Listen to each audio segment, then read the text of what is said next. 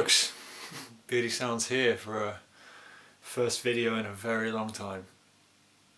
For that I'm kind of sorry, but also kind of not. As I said in my last video, I'm a relatively new dad, and so it's quite hard to find the time to do this stuff.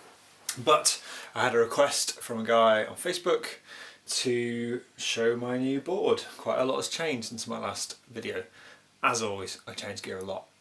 So I'll talk you over why I changed stuff, and then I'll bring you in a bit closer for the detailed look. So I, on a bit of a whim, partly because my power supply broke, as you'll find out in my last video, got a new power supply and had a bit of extra cash and bought a Pedal Train Classic 2 and decided to see what I could fit on the Classic 2 format rather than my flat flight case board without a bypass looper. And so started the journey of this, a really, in my mind, quite compact but really full of tone board, and I'm so happy with it. It's so much easier to carry, it's lighter. I don't have a bypass looper, so I'm quite enjoying the freedom of jumping between pedals and tap dancing a little. And a lot of gear has been refined to fit onto a smaller board doing a few extra jobs rather than having lots of things to do one job. So I'll bring you down, you can have a look. Here we are, folks. Hopefully the sun doesn't change too much and overexpose or ruin the white balance. I know my board is sat in a window, sorry for the video guys among you, sorry Chris and Aidan, but it's the only slot I have and it's next to my amps and I don't have much time to do this. So I'll walk you through the signal chain. I have my Jazzmaster guitar strapped on at the moment. Here it is.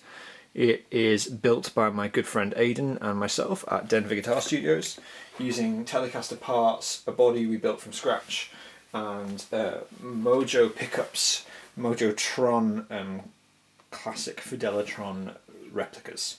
And my guitar is coming through this red cable into the Polytune Mini, which is obviously on, and well, here is my clean sound playing through the Laney Lionheart 1x12 5-watt EL84 amp. Sat on top of it is an Ibanez TSA5 amp. I'm hoping to get a little stereo rig going, but there's some phase issues at the moment, so for now it's just the Laney. Here's my volume and a clean sound on the neck pickup.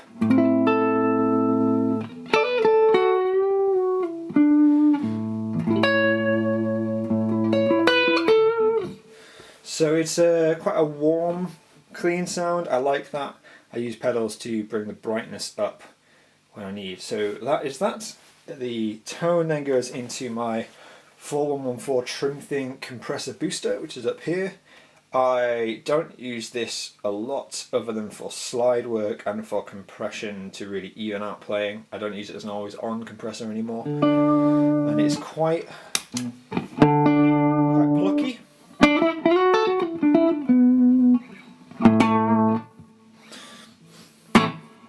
For the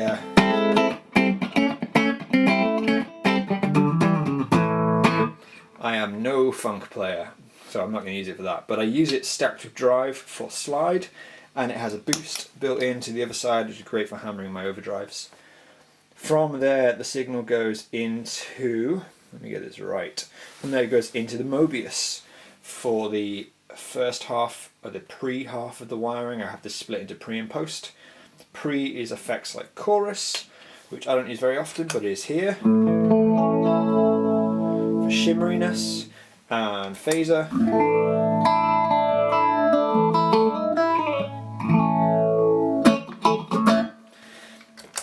Add those to flavour, and then it goes into the Joyo rated boost, just here. Clean boost, it's essentially a clone of the RC booster, and I use it to balance guitars, and at the moment just as a bit of a bright, clean boost. So on the neck pickup again, turn that on, just lifts everything. It does pop when it's used, so I don't use it live very much because the pop goes through the delays. But for balancing guitars, just turning them on and off to bring the levels up and down with my tellies and my humbucker guitar, it's really useful. From there we go into the T-Rex Molar First Edition.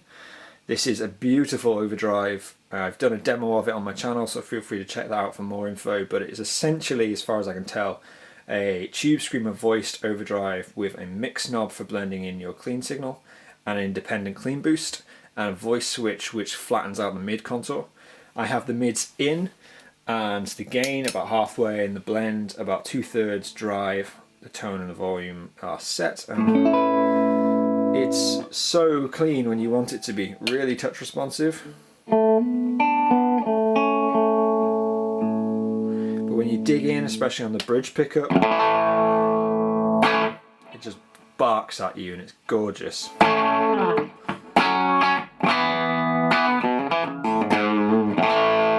And it takes boosts, such as the Joe-Yo, really well.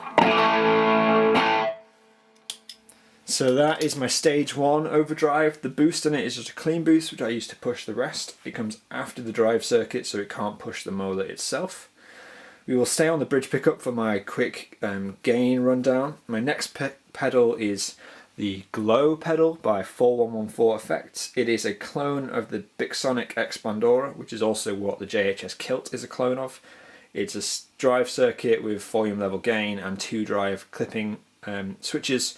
They're not clipping like you'd get in a full drive where it selects diodes. This puts gain stages in and out of the signal, and so it can go from, I currently have it set with drive 1 on and drive 2 off.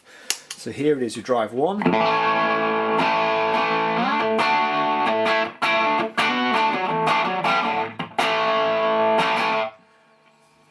That is with the bridge pickup again. I love it because it's like a natural step up from the T-Rex. It's got a good mid-range bite and quite a lot of clarity.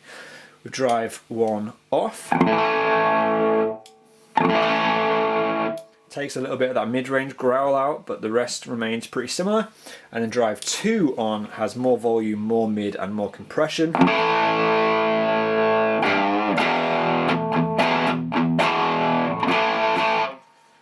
I like drive 1 for its slightly more open, neutral character, and with both drives on you get this crazy gated fuzz, which I absolutely love. It gets loud.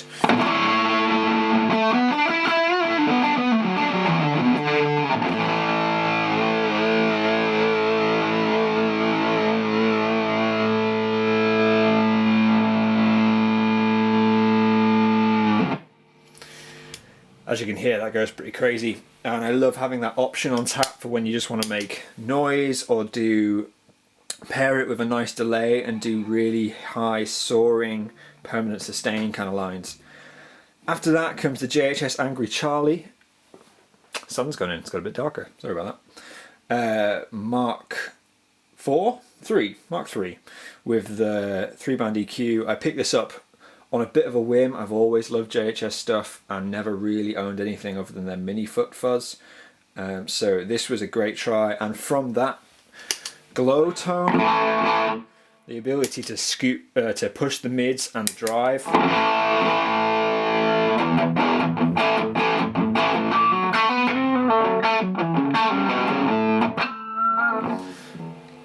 Sorry about the failed pinch harmonic.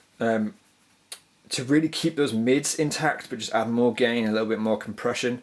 It's a really classic rock tone, and while I don't use it I don't use it a huge amount, to have it there is really great, and it is just the only high gain pedal I found that retains the character of my guitar but with a push and a compression that's really pleasing. From there the tone goes into the the J Rocket Archer, which is the one turned sideways. It's a clone. I have it set as a clean boost with a tiny bit of mids added in and some brightness.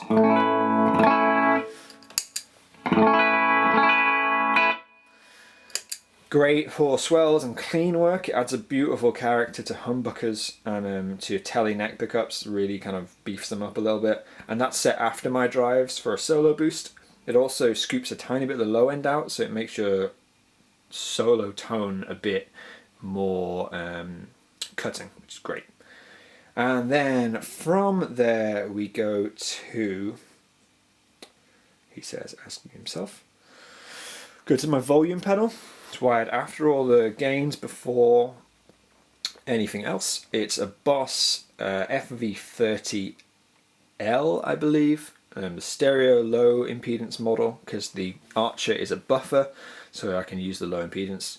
And it's just a really great volume pedal, really sturdy, really small, and while the sweep isn't perfectly linear and has a weighting towards maybe like 30% up, you don't get much difference in this bit, but in the second half of the sweep it's there. I'm used to that now, it's great.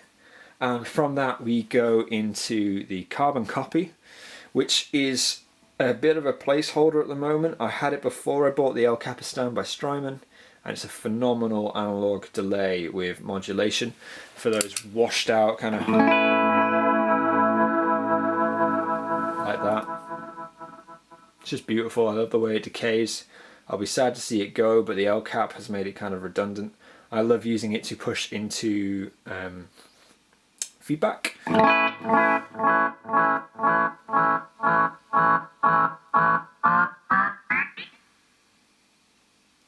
Like that. It's good fun for making noise for songs that require it, but without tap tempo it's a bit useless for most other things for me, and I'm hoping to swap it and the Blue Sky for a Big Sky at some point, but that is a work in progress. So it comes from the MXR out into the El Capistan, which is a beautiful tape delay from Strymon. I love the multi-head setting. I'll go to the neck pickup for this and tap in a beat, and this is on just a... oh, that rhythm is so nice.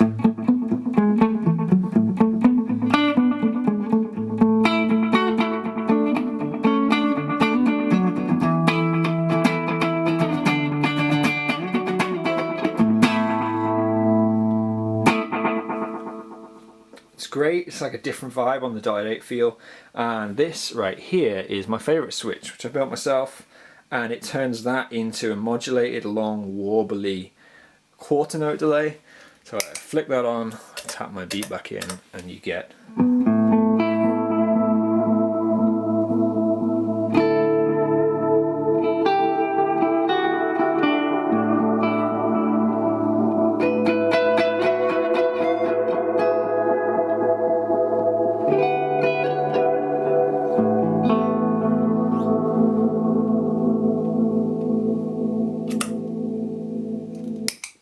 has trails, it has boost, and if you hold the tap switch as I did in the intro, or maybe the outro, I can't remember which way around, I'll edit this, it puts infinite sustain onto those notes. So I play a beat,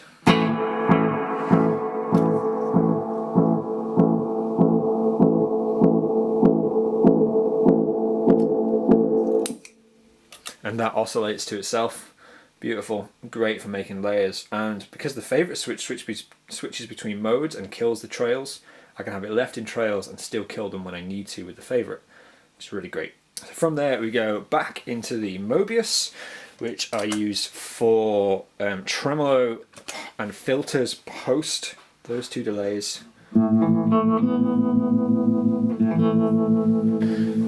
Harmonic tremolo. And various roto devices and faster. I like them after my delays because it means I can have a modulated delay such as the MXR and a stuttering tremolo.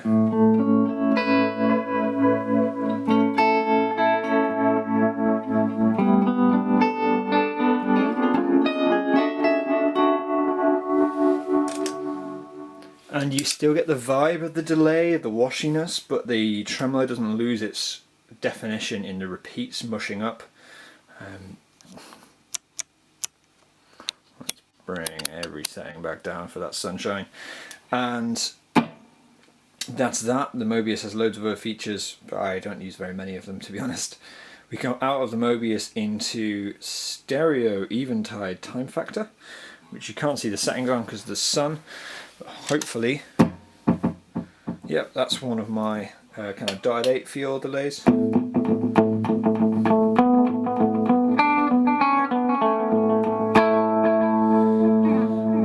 I have an aux switch down here which I've decorated, which gives me tap tempo, bank up and down, and infinite repeat. So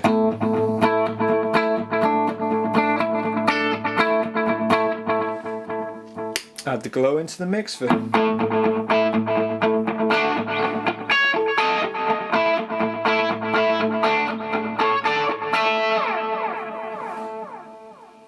very good fun. Loads of delays into the Eventide.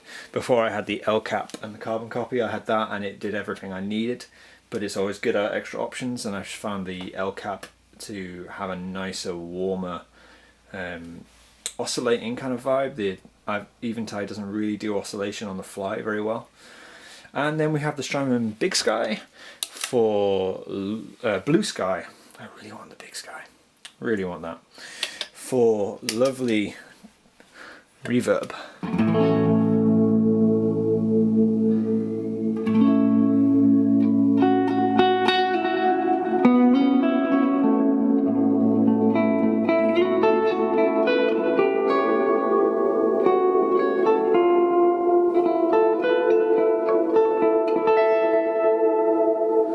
And a favourite switch which gives me some shimmer into the mix.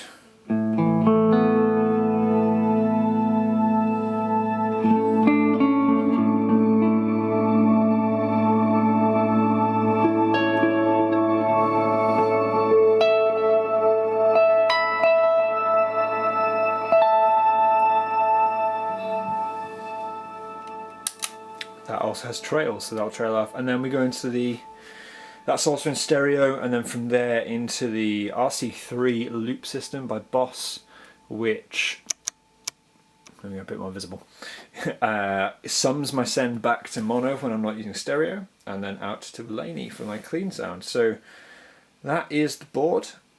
There's a quick rundown of how I use it, and I will do some, hopefully some more improvised videos soon. My favourite pedals at the moment are the Glow and the L cap, but they're all really great at what they do. I've also, just for those of you who care, while I reach, been auditioning this, the TC Electronics Sub-and-Up, as a potential replacement for the carbon copy as an octaver. I used to have a micro pog. I just find the Sub-and-Up to be really warm and natural sounding, where it doesn't have the kind of bright, almost too bright thing I loved about the micropog. So I don't think I'll be keeping it. I'll be passing that back to my friend Aidan. Thank you for lending me this, buddy. But just so you know what I'm thinking about, the Blue Sky and the carbon copy will hopefully get sold and or swapped for a Big Sky, which will fit in its place, and then I'll be pretty much fixed. No more room for anything on this baby. But it's a great board. Loving the tones, loving only having 3 drive pedals with loads of boost options to change their gains. And yeah, thank you for watching, guys. Beardy Sounds out.